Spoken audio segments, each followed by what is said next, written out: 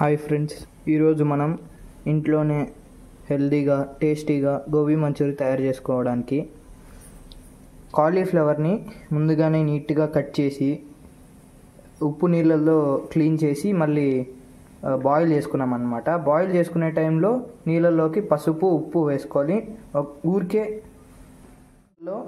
ఉప్పు పసుపు పొడి వేసి ఈ కాలీఫ్లవర్ వేసేసి ఊరికే కొద్దిసేపు తర్వాత తీసేయాలి.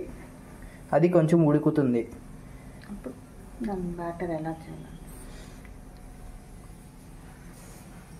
ఇప్పుడు గోబీ మంచూరికి బ్యాటర్ మనం ప్రిపేర్ చేసుకుంటాం. బ్యాటర్కి మైదా పిండి మీకు కావాల్సినంత, మళ్ళీ కార్న్ఫ్లోర్ కొద్దిగా వేసుకోవాలి, ఉప్పు కొద్దిగా,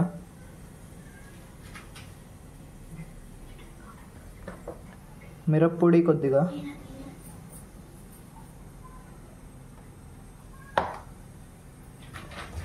ఇదంతా మనం మిక్స్ చేసుకోవాలన్నమాట. ఇప్పుడు దీన్ని మొత్తం నీట్గా కలుపుకోవాలి. కొంచెం కొంచెంగా వాటర్ యాడ్ చేసుకుంటూ బ్యాటర్ లాగా మిక్స్ చేసుకోవాలి.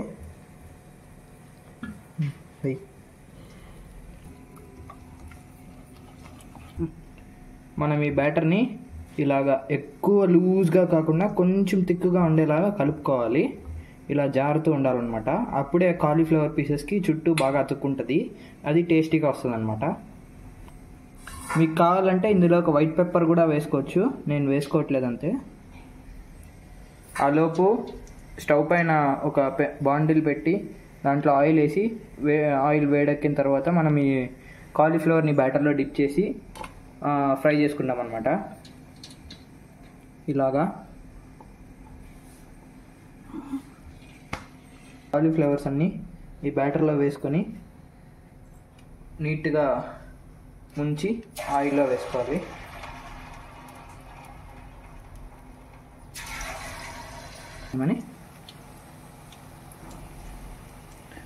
అన్ని వైపులా మనం నీట్గా కాల్చుకోవాలన్నమాట. ఇలా ఆయిల్లో వేసిన తర్వాత ఇలా రెండు వైపులా కాలిన తర్వాత మనం ఆయిల్ నుంచి తీసేసి ఒక ప్లేట్లో పెట్టుకోవాలన్నమాట.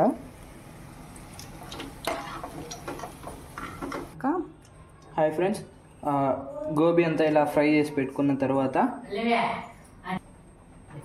ఇలా వెజిటేబుల్స్ కట్ చేసుకున్నాం. మీకు ఏ వెజిటేబుల్స్ కావాలంటే అవి వేసుకోవచ్చు. వాటిని ఇప్పుడు ఫ్రై చేసుకుంటాం అన్నమాట. నేను ఆనియన్ క్యాప్సికమ్ తీసుకున్నాను అనమాట. మీకు కావాలంటే ఇంకా మిగతా వెజ్జెస్ కూడా వేసుకోవచ్చు.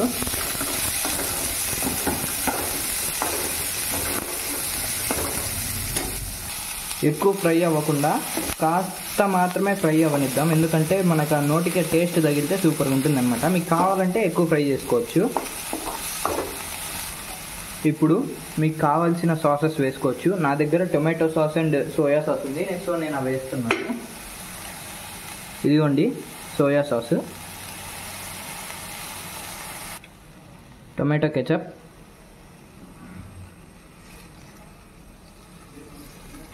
మసాలా. సో మనం తర్వాత కొంచెం గరం మసాలా, కొంచెం చాట్ మసాలా,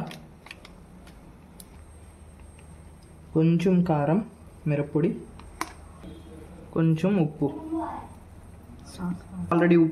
సాస్లో ఆల్రెడీ ఉప్పు ఉంటుంది కాబట్టి మీరు ఎక్కువ వేసుకోకుండా కొంచెం వేసుకోండి. ఇప్పుడు ఇదంతా కలిపి వేసుకున్న తర్వాత మనం ముందుగా ఫ్రై చేసి పెట్టుకున్న ఆ గోబీని వేసేద్దాం. గోబీ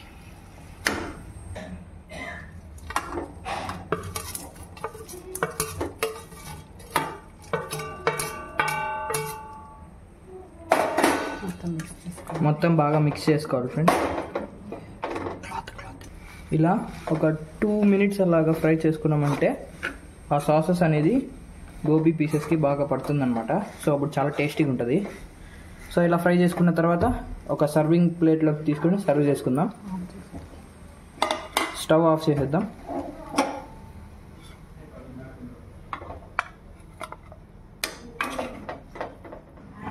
ఇలా సర్వ్ చేసుకున్న తర్వాత పైనుంచి ఆనియన్స్,